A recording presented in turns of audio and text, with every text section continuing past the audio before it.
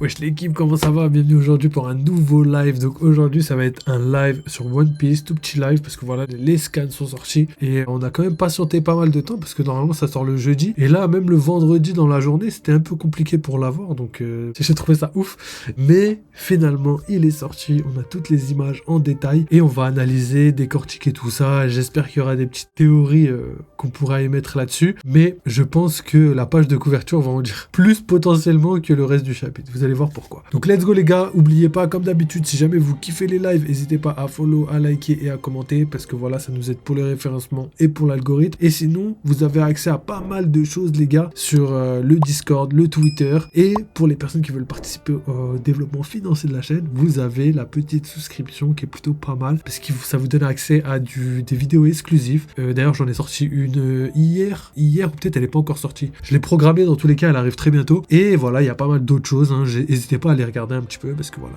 j'ai préparé pas mal de contenu. Alors il y a Gapadre qui nous a rejoint. Salut à toi mon ref. Wesh, t'étais où hier? Salut les bavons qui mangent du foin.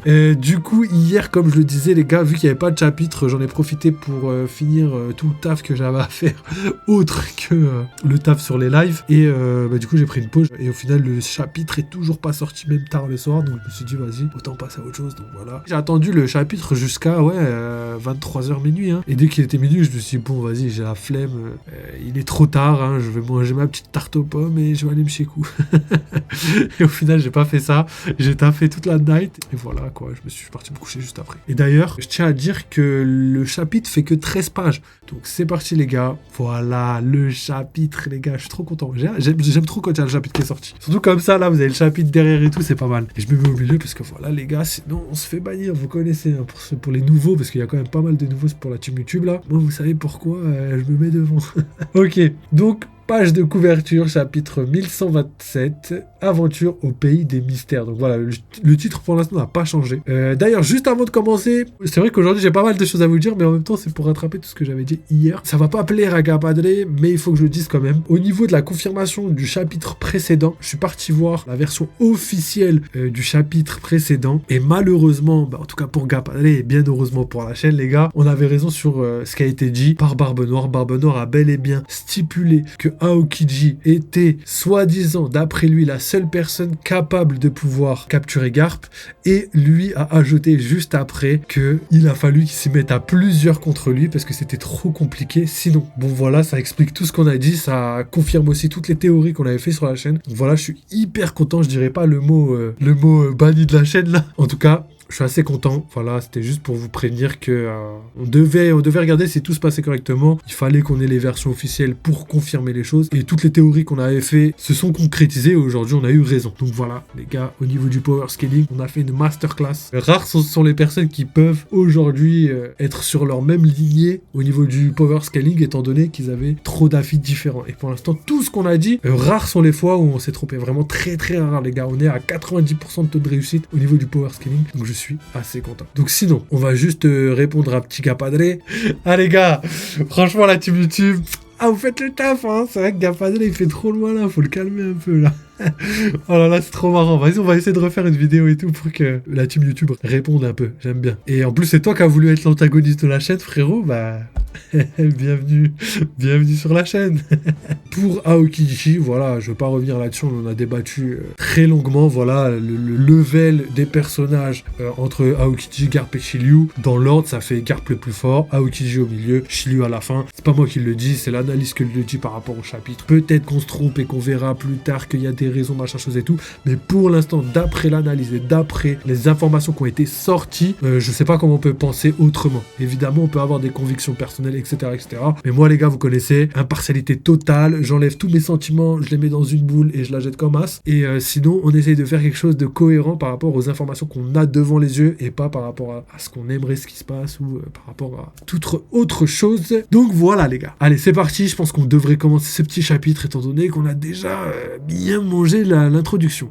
Allez, c'est parti les gars. Donc voilà, ce que je voulais dire par rapport à la page de couverture, je vais essayer de faire vite parce qu'on a perdu pas mal de temps. On a Yamato et du coup Inuarashi, je crois qu'il s'appelle Kaborage. si je me trompe pas, ou quelque chose comme ça. Ouais, je crois que c'est ça. C'est Chavipert et Kaborage ou un truc comme ça. Vous me corrigerez les gars en français. En tout cas, c'est Inuarashi pour nous, la team puriste. Et du coup, en fait, ils discutent tous les deux des enlèvements. Et du coup, ça fait référence à ce qu'on avait dit avant par rapport aux théories qu'on avait émises par rapport à la mini-aventure de Yamato. Et on se demandait où allait la mini-aventure. Pourquoi? Parce qu'à chaque fois qu'on a une mini-aventure, dans les prochains arcs, dans les prochains événements de One Piece, le dénouement de la mini-aventure aura un impact sur le prochain arc. Par exemple, on a vu Pudding se faire capturer, bam, directement derrière, on a vu Pudding à la ruche, tu vois. Et ça, je pourrais le faire avec beaucoup de personnages. Et des fois, le dénouement, c'est pas encore fait. Par exemple, Einer, on n'a toujours pas de dénouement par rapport à sa mini-aventure. Ne vous inquiétez pas, ça va arriver, les gars. Ça prend son temps, mais c'est pas pour rien. Donc ça, c'est une des choses qu'il fallait que je stipule. Donc je vais lire le titre de la mini-aventure. Donc le pèlerinage de Yamato, la fille du démon, 15e épisode. Donc logiquement, en termes de moyenne, on est à la moitié de l'histoire. Le daimyo de Kuri, Inuarashi, est perturbé par l'affaire des enlèvements. Alors là, pour revenir vite fait là-dessus, pour moi, comme je vous l'ai dit, il y a quelque chose qui se passe. Il y a des personnes qui se font enlever. Et naturellement, on se dit qui serait capable de pouvoir enlever autant de personnes à Wano. Et on pourrait imaginer par exemple que ce soit Caribou, parce que Caribou, lui, il adore faire ça. Il kidnappe des sirènes, il veut les revendre, il prend des trésors, il veut pareil les revendre et tout. C'est un vrai pirate. Et au final, nous, on sait aujourd'hui que c'est pas possible que ce soit Caribou, parce que premièrement, il était à Egghead, il a été récupéré par Barbe Noire, et aujourd'hui,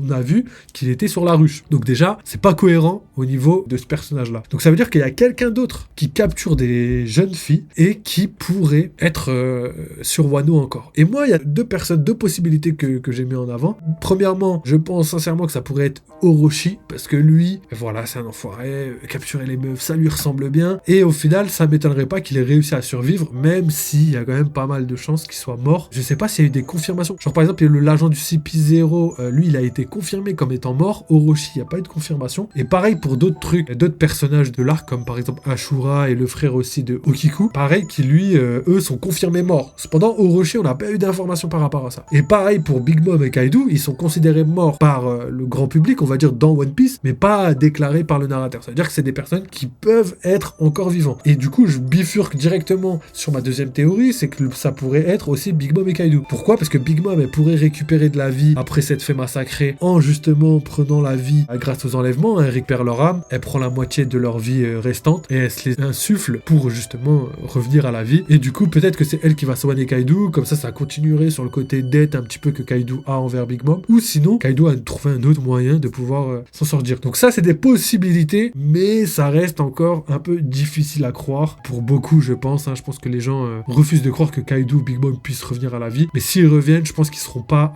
au meilleur de leur forme. Je pense qu'ils ont perdu peut-être un bras, une jambe, ce qui fait que leur puissance a grandement baissé. Ça, je pense que c'est quelque chose qui est possible. On verra, mais pour moi, Kaido Big Mom, ce serait le retournement de situation le plus hardcore, surtout dans une mini-aventure. On serait, mais what the fuck, tu vois. Et ça pourrait être tellement lourd, mais bon, on verra ce que Oda décide. Peut-être que il a décidé qu'ils sont clairement morts et on peut que leur dire au revoir du coup.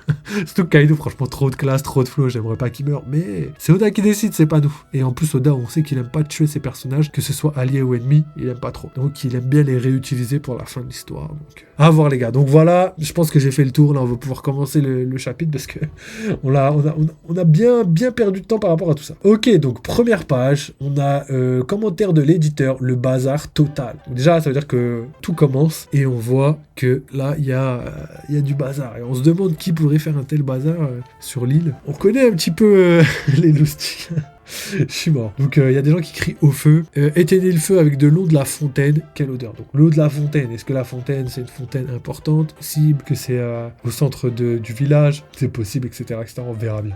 Ça vient de la forêt. Si l'arbre monde prend feu, ce pays est fichu. On doit en informer le dieu soleil. Waouh. En japonais, les kanji sont prononcés Yggdrasil. Ok, donc l'arbre monde c'est bien Yggdrasil. Donc la référence à l'arbre de la mythologie nordique. Donc tout se passe comme prévu pour l'instant, je suis assez content que c'était écrit comme ça. Et ça peut être aussi le bois d'Adam, l'arbre d'Adam. Pourquoi? Parce qu'on sait très bien que les noms ne correspondent pas forcément à la même chose dans différents pays. Exactement comme le mantra et le haki, exactement comme le ryuo et le haki encore une fois. Et là, ça pourrait être la même chose pour Yggdrasil et l'arbre d'Adam. On verra, mais on attend les confirmations, les gars. Donc on doit en informer le dieu soleil. Donc déjà, il y a un dieu soleil. Est-ce que c'est un dieu soleil qui usurperait l'identité de Nika, de Luffy, ou est-ce que ce serait un dieu soleil? Peut-être que depuis les fables d'Elbaf, en fait, il y a un dieu qui gouverne un petit peu tout le royaume d'Elbaf. Et ce dieu-là, en tout cas, c'est le titre dieu, hein, un peu comme Ener, tu vois, c'est pas vraiment un dieu. On verra, de toute façon, peut-être c'est moi qui me trompe. Et au final, peut-être que le dieu soleil, le premier des dieux soleil, était Nika, et qu'en fait, c'est un titre qu'on se donne de génération en génération, et qui aujourd'hui est arrivé à Elbaf comme étant le roi du pays, on l'appelle le dieu soleil. Et ça, ce serait trop bien, parce que ça expliquerait énormément de choses. D'une part, par rapport à Nika, et d'une autre part, par rapport à Luffy, l'origine qu'il a, etc., etc., ça donnerait énormément d'informations. Peut-être pas l'origine de Luffy, mais en tout cas l'origine de Nika, l'origine de ses pouvoirs.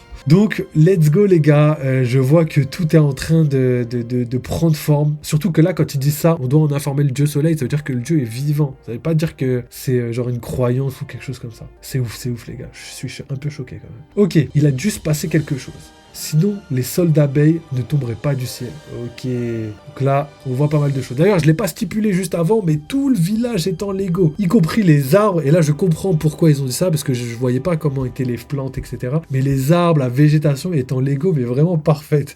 Je sais pas qui a dessiné, je crois que c'est Oda. Hein. Et bah franchement, il s'est vraiment amusé à faire ça. Et je trouve ça ouf. Peut-être c'est ses assistants, mais il y a des chances que ce soit Oda qui a pris un malin plaisir à dessiner des Lego. Je savais pas. Peut-être il a une collab et tout, parce que... Voilà quoi, la pub, elle est légendaire là. Ok, en parlant des créatures de la forêt, le séisme de tout à l'heure serait dû à la chute du dieu aux grandes oreilles. En fait, il y a des dieux, et en fait, je pense que les dieux, ils les considèrent comme des dieux parce qu'ils sont au-dessus. Et en fait, Dieu, c'est exactement comme à Skypiea, où justement le titre de dieu est donné à la plus haute autorité. Et là, du coup, le dieu aux grandes oreilles, ce serait le dieu des lapins, donc le roi de tous les lapins. Donc je pense que Dieu, c'est un titre qu'on donne aux personnes très très fortes, tu vois. Et je pense que Oda va jouer avec ce côté dieu, parce qu'au final, je pense qu'il n'y a pas de dieu dans One Piece, en tout cas pas vivant en tout cas. Enfin on verra bien pour tout ça. Impossible quelque chose à neutraliser un lapin aussi gros. Donc le château de Big Stain Castle. Donc ouais, c'était le truc qu'on avait dit, hein, la grosse tache.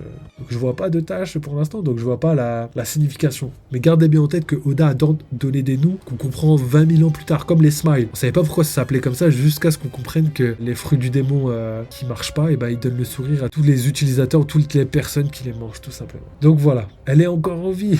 Du coup, c'est Nami qui dit: c'est quoi cette abeille géante? Salut Nami, où est-ce qu'on est? Aucune idée, on devrait être sur le bateau des géants normalement. Donc voilà Nami qui se bat, elle pleure la pauvre, je crois depuis le début du chapitre, elle pleure et elle va pas s'arrêter. Mais heureusement que Zeus est là quand même, hein. C'est fou, hein. Au secours, Luffy, Sanji, Zoro, je prendrais même Usopp dans ma situation. Donc voilà Nami, on a le nouveau Chara Design par rapport à ses vêtements, hein. Franchement, Oda, Oda il sait la mettre en valeur et au final il l'a mis vraiment en mode court, vraiment très peu de tissu, hein. Pire qu'à Egghead, hein. Alors je suis devenu folle, je ne me souviens pas m'être changé, où suis-je? C'est un rêve, je suis dans le château de quelqu'un. Nami, mais c'est la voix d'Usopp. Du coup Nami elle trébuche sur les Lego, mais évidemment parce que voilà elle a pas compris, tu vois. C'est quoi ce sol rempli de boss?